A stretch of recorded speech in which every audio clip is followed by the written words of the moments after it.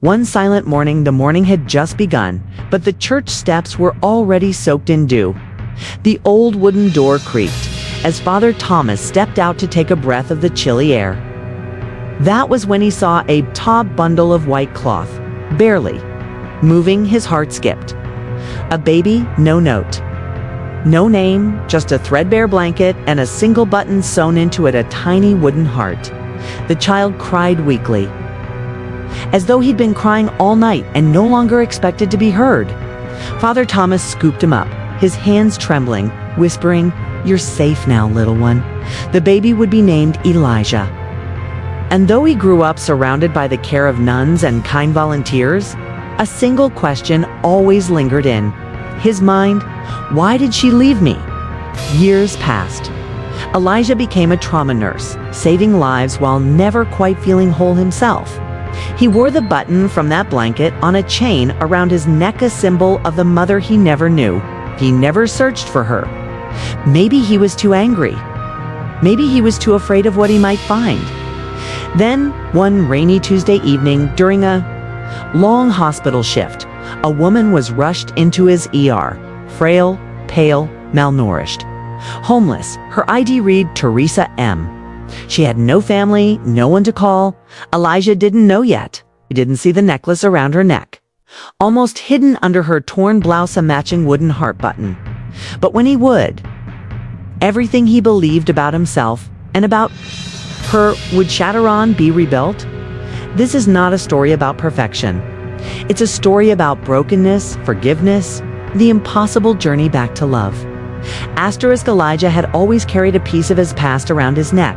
It was a small, smooth wooden button hand-carved into the shape of a heart. It's good to remember, when he first saw it, only that it had always been there. Sewn into the blanket he was wrapped in when he was found on the church steps. That blanket was long gone, but the button remained, now hanging from a silver chain he wore under his scrubs. Few people noticed it, and Elijah never explained. It was the one part of his life that felt too fragile to share. He had grown up in a foster family that loved him. Claire and Michael, his adoptive parents, were good people. They had other foster kids over the years, but Elijah had always been the one who stayed, the quiet boy, the one who didn't ask questions, but deep down he had always wanted to know, who was she? The woman who left him. And why? The hospital was Elijah's second home. Long hours, patience with impossible stories, and the adrenaline of saving a life kept him grounded. He rarely thought about his past while at work until that night. A call came through around 2 a.m. A woman had collapsed outside a gas station. Paramedics said she was conscious but disoriented, malnourished, and potentially suffering from a chronic illness. No wallet, no phone, just a dirty canvas bag and a thin cardigan. Elijah was the nurse on duty when they brought her in. He didn't think anything of it at first. She was just another Jane Doe in a long list of patients needing care. But something about her made him pause. She looked ... tired, not just physically.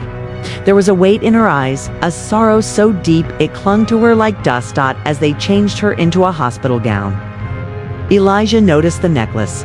He leaned in, pushing aside the fabric just slightly, and saw it clearly, a wooden button, identical to his own, carved into a heart weathered with age.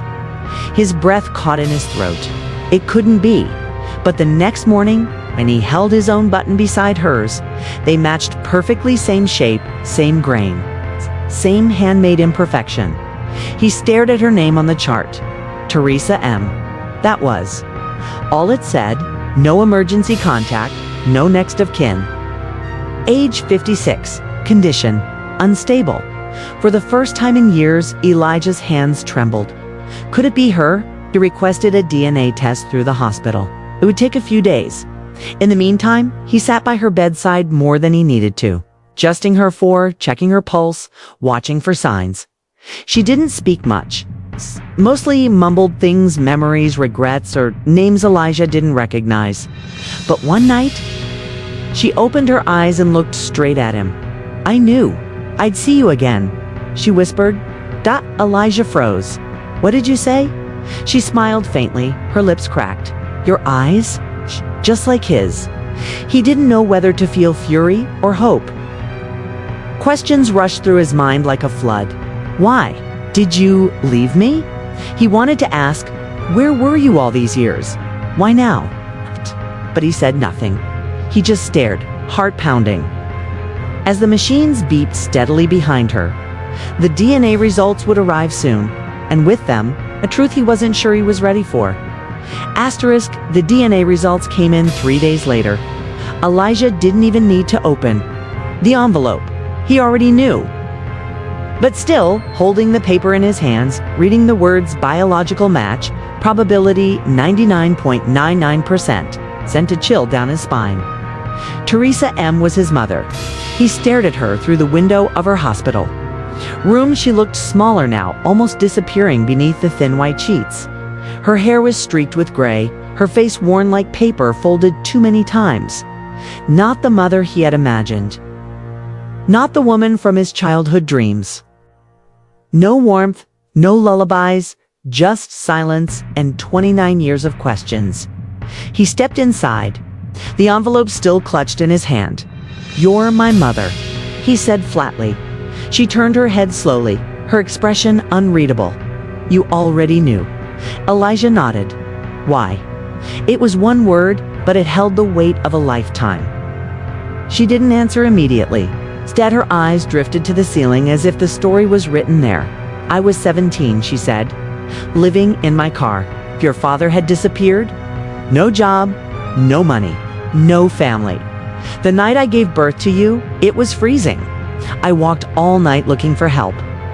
I stopped at that church because ... it felt safe." Elijah gripped the edge of her bed, trying to control his breathing. "You could have come back," he whispered.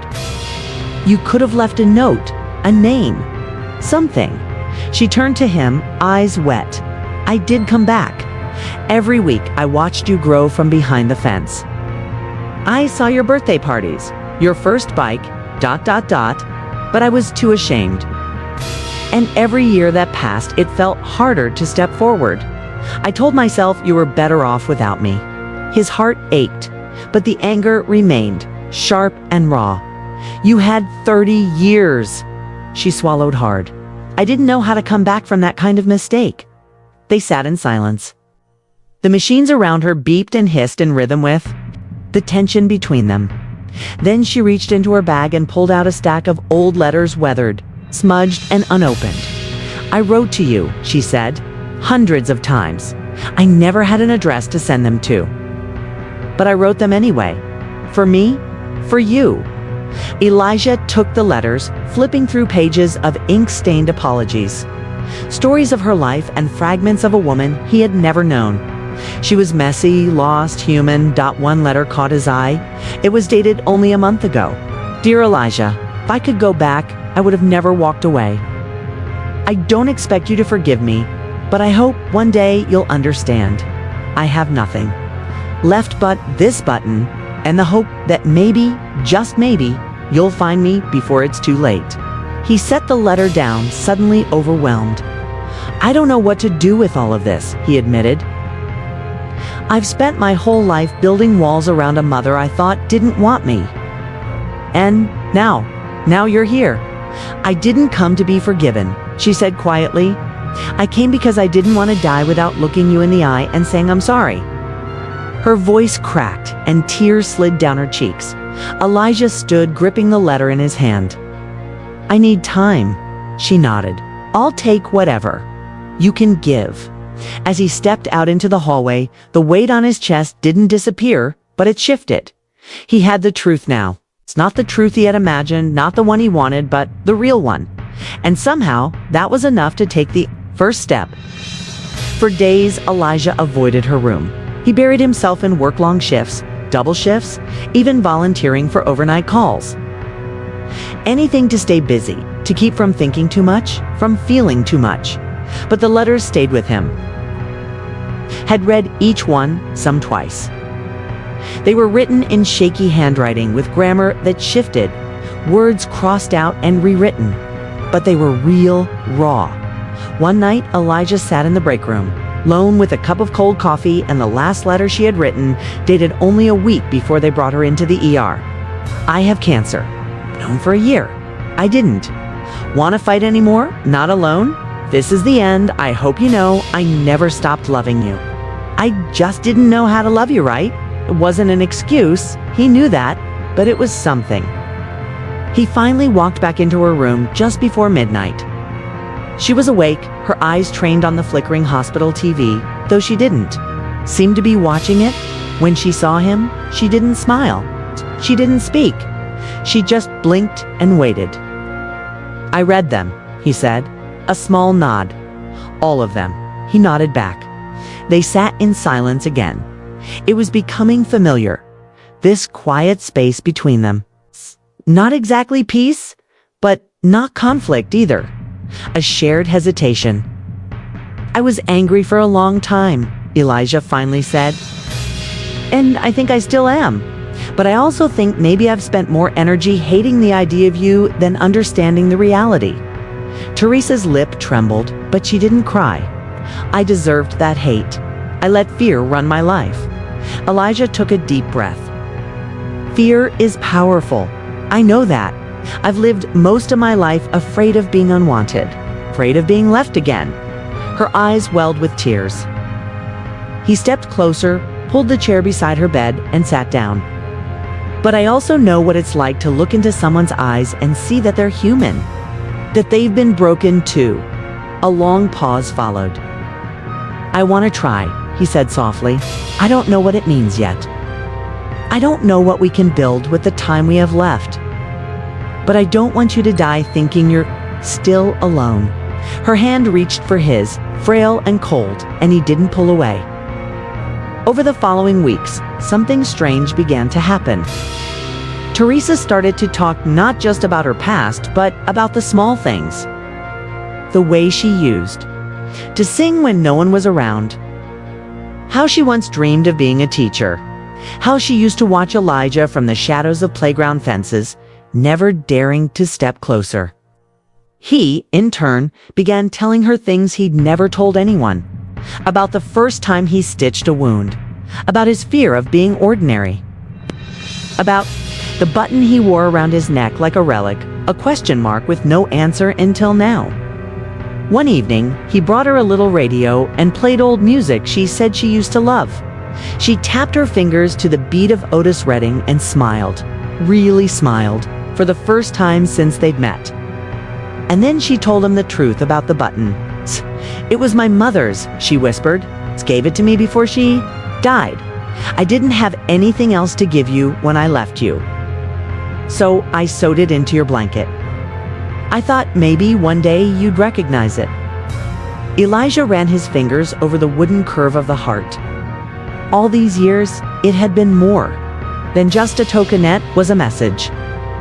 One he hadn't been able to read until now. They never used the word forgiveness. It didn't need to be said. What they were building was quieter than that, something rooted in understanding, watered by time. But not everything was fixable. Her condition worsened. The doctors told him she had maybe weeks, maybe days.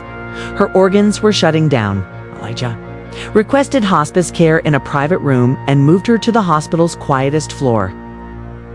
He read to her when she couldn't speak, played music when she drifted in and out of sleep.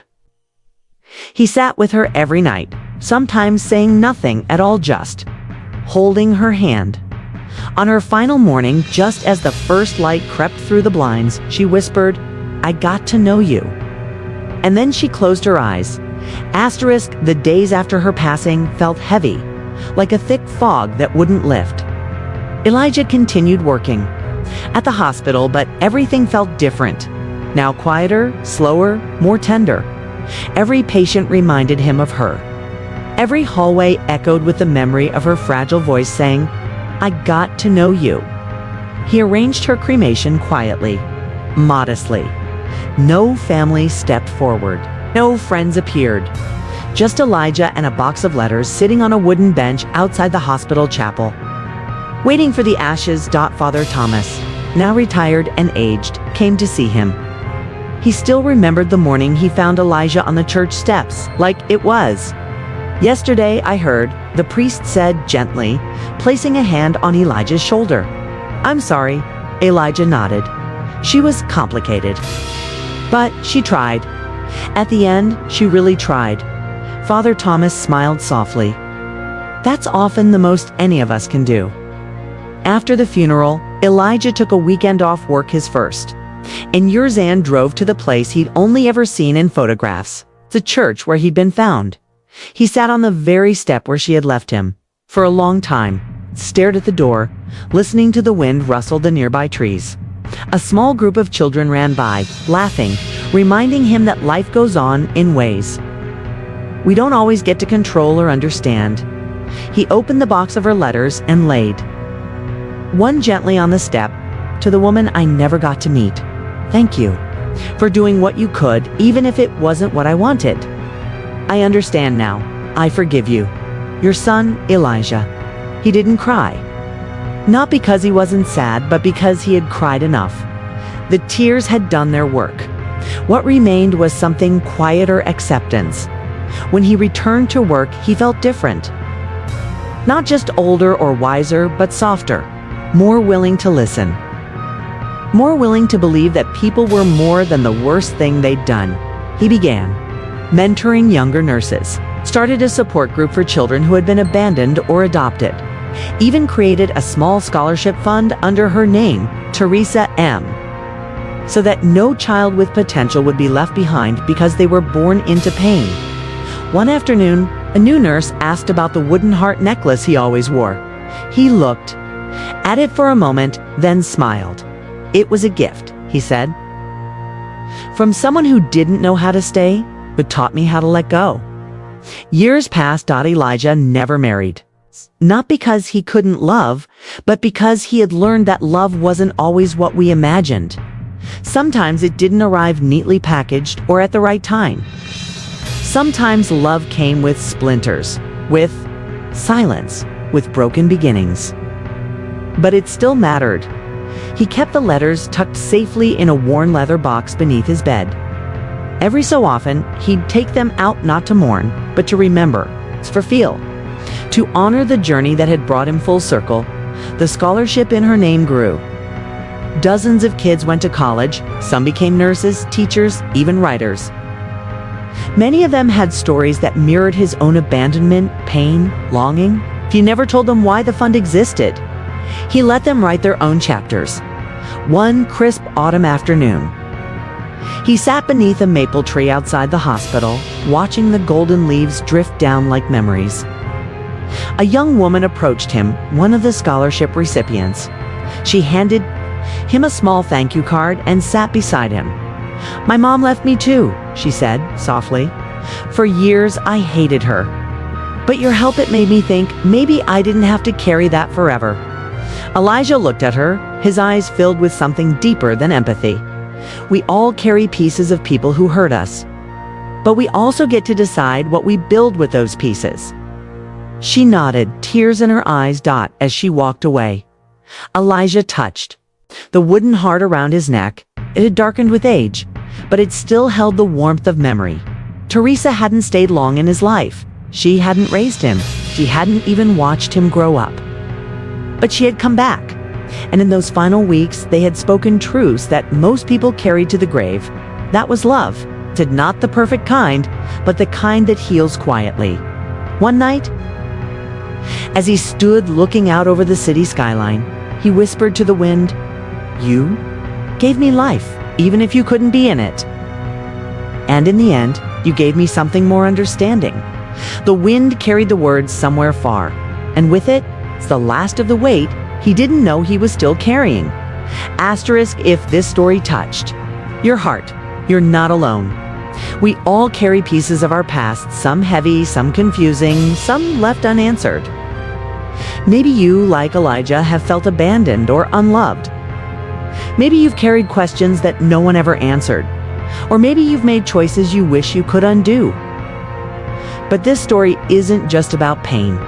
It's about how healing can come in the most unexpected ways. It's about how love, even broken and delayed, can still transform us. So what now? If you're estranged from someone, take a moment, reach out. Doesn't have to be a dramatic gesture, simple message, a quiet note. Even a prayer whispered to the wind can be enough to begin again. If you've been hurt by someone who left, give yourself permission to feel, to grieve, but also to forgive. Not because they deserve it, but because you do. Carrying pain forever is not the only option.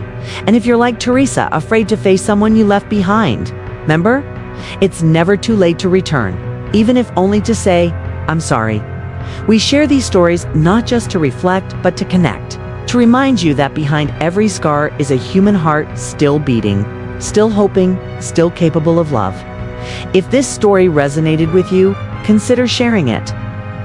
You never know who might be waiting to hear something like this, who might still be sitting on their own church step, waiting for someone to come back. And remember, love isn't perfect, but sometimes it shows up when we least expect it, that can change everything.